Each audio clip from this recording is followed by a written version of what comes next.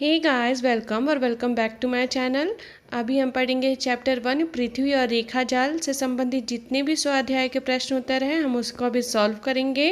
तो देखिए ये स्वाध्याय है।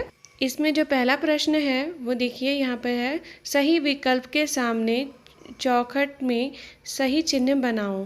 तो सही चिन्ह बनाना है इसमें। तो इसमें पहला है, पृथ्वी पर पूर्व पश्चिम दिशा में बनाई गई काल्पनिक आड़ी रेखाओं को क्या कहते हैं? तो क्या कहते हैं? अक्षांश रेखाएं। इसी में दूसरा पॉइंट है, देशांतर रेखाएं कैसी होती हैं? तो कैसी होती हैं? अर्धवृत्ताकार। तो ये इसका आंसर हो गया। तीसरा है, अक्षांश रेखाओं व देशांतर रेखाओं को मिलाकर भूगोल क्या तैयार होता है? तो क्या तैयार होता है? रेखा जाल। तो इसका उत्तर हो गया।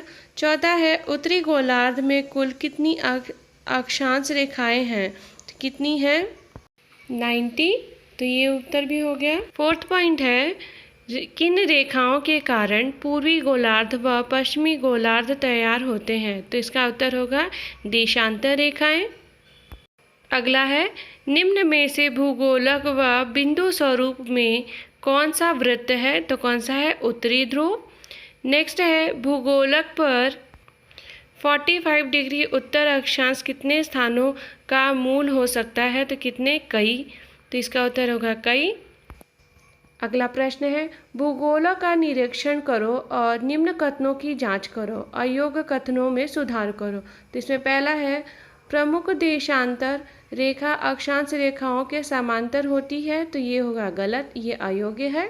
दूसरा है, सभी अक्षांश रेखाएं विषुवत रेखा के समीप एकत्र आती हैं। तो ये भी गलत है। तीसरा है, अक्षांश रेखाएं और देशांतर रेखाएं काल्पनिक रेखाएं हैं। तो ये सही है।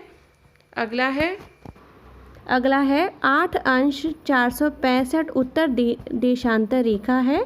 तो ये अयोग्य है। नेक्स्ट है, देशांतर रेखाएं एक दूसरे की समानांतर होती हैं। तो ये भी अयोग्य है। तो यहाँ पर ये सारे अगला प्रश्न है, निम्न में से सही रेखा जाल को पहचानो और उसके सामने वाली चौखट में सही चिन्ह लगाओ। तो इसका पहला जो है रेखा जाल वो सही है। अगला प्रश्न है, उत्तर लिखो में। तो पहला है, उत्तरी ध्रुव के अक्षांश और रेखांश कैसे बनाओगे? तो कैसे बनाएंगे? तो इसका उत्तर है, उत्तरी ध्रुव का अक्षांश 90 डिग्री, उत्तर अक्षांश और रेखांश का मूल निश्चित नहीं है, क्योंकि उत्तरी ध्रुव पर सभी रेखांश एकत्रित होकर बिंदु स्वरूप में हो जाती हैं, है ना। तो यहाँ पर देख सकते हैं। अगला प्रश्न है, कर्क रेखा से मकर रेखा के बीच की अंशात्मक दूरी कितनी होती है? तो कितनी होती है? तो वो होती है 47 डिग्री। तो यहाँ पर देखिए उत्तर लिखा है, कर्क रेखा से मकर रेखा के बीच की अंशात्मक दूरी 47 डिग्री होती है।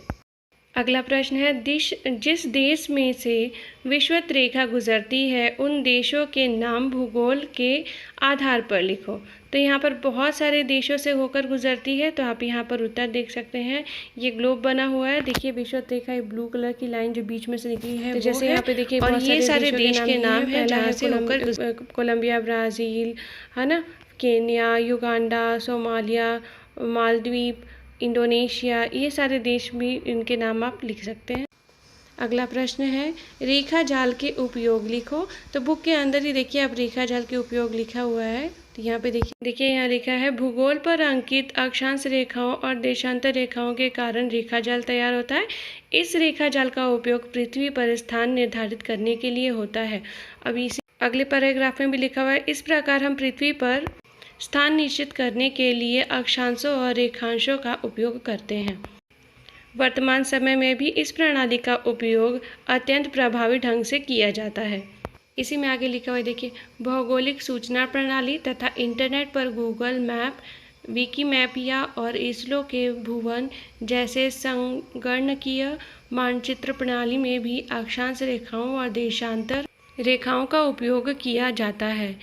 हमारी दैनिक उपयोगी वस्तु, मोबाइल और मोटर कारों में भी इस तकनीक का उपयोग किया जाता है। तो यहाँ पर देख सकते हैं बहुत सारे उपयोग दिए गए हैं।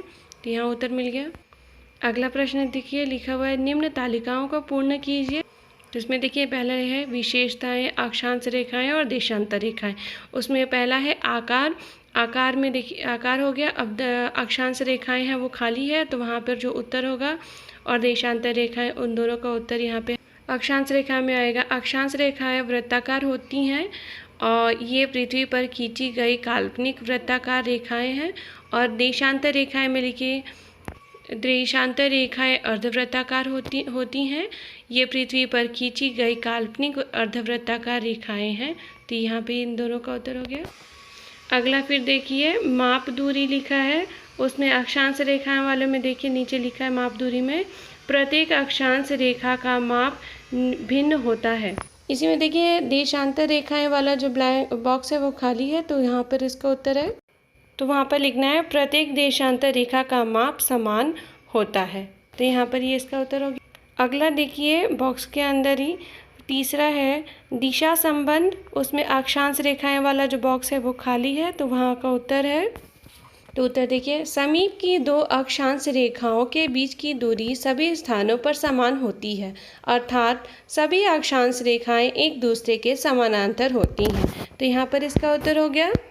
अगर आपको वीडियो अच्छा लगे तो वीडियो को लाइक एंड सब्सक्राइब ज़रूर करें, कि जिससे कि मैं इससे रिलेटेड और भी वीडियोज़ बना सकूँ। Thank you.